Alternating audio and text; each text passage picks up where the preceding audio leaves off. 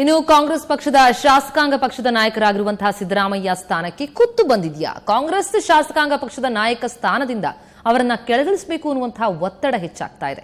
ಕಾಂಗ್ರೆಸ್ ಕಾರ್ಯಕಾರಿ ಸಮಿತಿ ಸದಸ್ಯರನ್ನಾಗಿ ನೇಮಕ ಮಾಡಿದ ಬೆನ್ನಲ್ಲೇ ಈ ಬೆಳವಣಿಗೆ ಕಂಡು ಬರ್ತಾ ಇದೆ. ರಾಜ್ಯದಲ್ಲಿ ಕಾಂಗ್ರೆಸ್ ಸ್ಪಷ್ಟವಾಗಿ ಇಬ್ಬಾಗವಾಗಲಿದ್ದು ಬಣ ಸಂಘರ್ಷ ಆರಂಭ ಆಗಿದೆ. ಉಭಯ ಪಕ್ಷಗಳ ನಡುವೆ ಹೊಂದಾಣಿಕೆ ಮೂಡಿಸುವ ಸಮನ್ವಯ ಸಮಿತಿಯ ಅಧ್ಯಕ್ಷರವರು. ಆದರೆ ಸಿದ್ದರಾಮಯ್ಯ ಬಳಿ 3 ಪ್ರಮುಖ ಹುದ್ದೆಗಳು ಇರೋದ್ರಿಂದ ಈ ಒತ್ತಡ ಹೆಚ್ಚಾಗಿದೆ. ಉಪಮುಖ್ಯಮಂತ್ರಿ ಪರಮೇಶ್ವರ್ ಬಣದ ಕಡೆಯಿಂದ ಸಿದ್ದು ಕೆಳಗಿಳಿಸುವಂತೆ ಒತ್ತಡ ಹೆಚ್ಚಾಗ್ತಾ ಇದೆ ಎನ್ನುವಂತಹ ಮಾತುಗಳು ಕೇಳಿ ಬರ್ತಾ ಇದೆ. ಒಬ್ಬ ವ್ಯಕ್ತಿಗೆ 3 ಸ್ಥಾನ ಕೊಡೋದು ಸರಿಯಲ್ಲ ಅನ್ನೋದು ಡಿಸಿಎಂ ಬಣದ ವಾದ ಅಂತ ಹೇಳಲಾಗ್ತಾ ಇದೆ. ಸಿಎಲ್ಪಿ ಪಕ್ಷದ ನಾಯಕನ ಸ್ಥಾನವನ್ನ ಹಿಂಪಡಿಬೇಕು ಎಂಬ ಧ್ವನಿ ಕೇಳಿ ಬರ್ತಾ ಇದ್ದು 3 ಹುದ್ದೆಗಳನ್ನ ಹೊಂದಿದ್ರು. ಆ ಹುದ್ದೆಗಳು 3 ಪ್ರತ್ಯೇಕ ಹೊಣೆಗಾರಿಕೆ.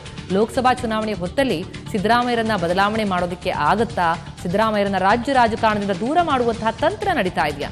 ಹಲವು ಗುಮಾನಿಗಳು ಈಗ ಕಂಡು ಬರ್ತಾ ಇದೆ. 3 ಹುದ್ದೆಗಳನ್ನ ಸಿದ್ದರಾಮಯ್ಯ ಹೊಂದಿರುವಂತಹ ಹಿನ್ನೆಲೆಯಲ್ಲಿ ಈ ಒತ್ತಡ ಹೆಚ್ಚಾಗಿದೆ.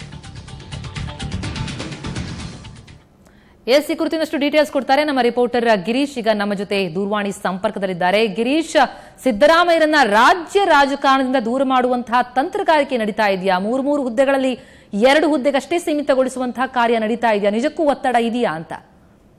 ಖಂಡಿತ ಪ್ರತಿಮಾ, ಆ ಒಂದು ಚರ್ಚೆ ನಡೆದಿತ್ತು ಈ ಹಿಂದೆ ಕೂಡ. ಯಾಕಂದ್ರೆ ಈ ಒಂದು ಸರ್ಕಾರದಲ್ಲಿ, ಮೈತ್ರಿ ಸರ್ಕಾರದಲ್ಲಿ ಬಹಳ ಪ್ರಮುಖ ಹುದ್ದೆಯಲ್ಲಿರುವಂತಹ ಪರಮೇಶ್ವರ್ ಡಿಸಿಎಂ ಅವರು ಆದ್ರೂ ಕೂಡ ಅವರು ಕಾಂಗ್ರೆಸ್ ಪಕ್ಷದ ಶಾಸಕಾಂಗ ಪಕ್ಷದ ನಾಯಕರಾಗಲಿಲ್ಲ. ಸಿದ್ದರಾಮಯ್ಯ ಅವ್ರನ್ನೇ ಟಿಎಂಸಿ ಲೀಡರ್ ಆಗಿ ಮಾಡಲಾಯಿತು. ಸೊ ಇದು ಎಲ್ಲ ಒಂದ್ ಕಡೆ ಪರಮೇಶ್ವರ್ ಅವ್ರಿಗೆ ಹಿನ್ನಡೆ ಆಯ್ತು. ಈ ಬಗ್ಗೆ ಸಾಕಷ್ಟು ಅಸಮಾಧಾನ ಕೂಡ ಪರಮೇಶ್ವರ್ ಅವರ ಬಣದಲ್ಲಿ ಇರುವಂತದ್ದು. ಇನ್ನೊಂದ್ ಕಡೆ ಈಗ ಮೊನ್ನೆ ಅಷ್ಟೇ ಏನೋ CWC ಸಮಿತಿಯಲ್ಲೂ ಕೂಡ ಸಿದ್ದರಾಮಯ್ಯ ಅವರ ಸ್ಥಾನಮಾನವನ್ನು ಕೊಡಲಾಗಿದೆ. ಅದು ಪ್ರಮುಖವಾದಂತ ಒಂದು ಸ್ಥಾನಮಾನ. ಅಂದ್ರೆ AICC ಮಟ್ಟದಲ್ಲಿ ಪ್ರತಿಯೊಂದು ಚುನಾವಣೆಯ ಟಿಕೆಟ್ ಆಯ್ಕೆ ವಿಚಾರಗಳನ್ನು ಕೂಡ ಕಾಂಗ್ರೆಸ್ ಕಾರ್ಯಕಾರಿ ಸಮಿತಿ ನಿರ್ಧಾರ ಮಾಡುತ್ತೆ. ಆ ಒಂದು ಸಮಿತಿಯಲ್ಲಿ ಕೂಡ ಸಿದ್ದರಾಮಯ್ಯ ಸ್ಥಾನ ಪಡೆದಿದ್ದಾರೆ.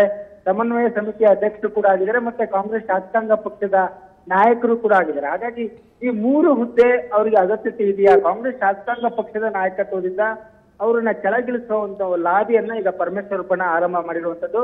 ಯಾಕಂದ್ರೆ ಮೈತ್ರಿ ಸರ್ಕಾರದಲ್ಲಿ ಸರ್ಕಾರವನ್ನ ಯಾರು ಲೀಡ್ ಮಾಡ್ತಾರೆ ಅವರೇ ಸಹಜವಾಗಿ ಶಾಸಕಾಂಗ ಪಕ್ಷದ ನಾಯಕರಾಗಿರ್ತಾರೆ. ಬಿಕಾಸ್ ಆ ಶಾಸಕರನ್ನ ವಿಶ್ವಾಸಕ್ಕೆ ತೆಗೆದುಕೊಳ್ಳಿಕ್ಕೆ ಆ ನಾಯಕನಿಗೆ ಅನುಕೂಲ ಆಗುತ್ತೆ ಅನ್ನೋ ಕಾರಣಕ್ಕೆ ಆ ಒಂದು ಐಡಿಯಾವನ್ನ ಮಾಡಿರ್ತಾರೆ. ಆದ್ರೆ ಈ ಬಾರಿ ಸಿದ್ದರಾಮಯ್ಯ ಅವರು ಶಾಸಕಾಂಗ ಪಕ್ಷದ ನಾಯಕರಾಗಿ ಪರಮೇಶ್ವರ್ ಅವರು DCM ಆಗಿರುವಂತದ್ದು, ಇದು ಹೊಂದಾಣಿಕೆ ಆಗ್ತಾ ಇಲ್ಲ. 2 ಬಣ ಆಗ್ಬಿಡುತ್ತೆ ಕಾಂಗ್ರೆಸ್ ಅಲ್ಲಿ ಅನ್ನುವಂತ ಒಂದು ಅಭಿಪ್ರಾಯ ಕೇಳಿ ಬರ್ತಾ ಇರುವಂತದ್ದು. ಪ್ರತಿಮಾ, ಥ್ಯಾಂಕ್ಸ್ ಗಿರೀಶ್ ತಮ್ಮೆಲ್ಲ ಮಾಹಿತಿಗೆ.